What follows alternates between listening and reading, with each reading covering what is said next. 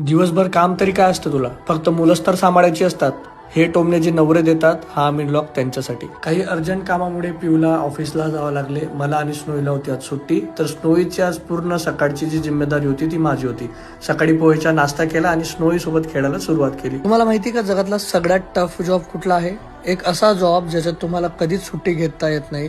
तुम्हाला दिवस रात्र काम करावं लागतं 24/7 365 डेज. आणि ह्या जॉबसाठी तुम्हाला सॅलरी सुद्धा भेटत नाही. तुम्हाला नवाई वाटत असेल की असा कुठला जॉब आहे, तर तो जॉब आहे एक आई होण्याचा, आपल्या लहान बाळाची काळजी घेण्याचा. जे नवरे आपल्या बायकोला हे टोमणे मारतात ना की अगं तुला दिवसभर काम तरी काय असतं, फक्त बाळाला सांभाळायचं तर राहतं, त्या सगळ्यांना मला एक विनंती करायची की प्लीज फक्त एक दिवस आपल्या बाळाला सांभाळा. तुम्हाला समजेल की ते किती कठीण काम आहे. हाऊसवाईफ असो की वर्किंग वुमन, जे कोणी आपल्या लहान बाळांना सांभाळतात ना ते खरंच खूप मोठं काम करत असतात. आणि ते करत असताना त्यांना आपल्या नवऱ्याकडनं फक्त एक सपोर्टची गरज असते, 2 प्रेमाचे शब्द की तू घाबरू नको, मी आहेच तुझ्या पाठीशी. आणि बाळ हे दोघांची रिस्पॉन्सिबिलिटी आहे, फक्त आईची नाही.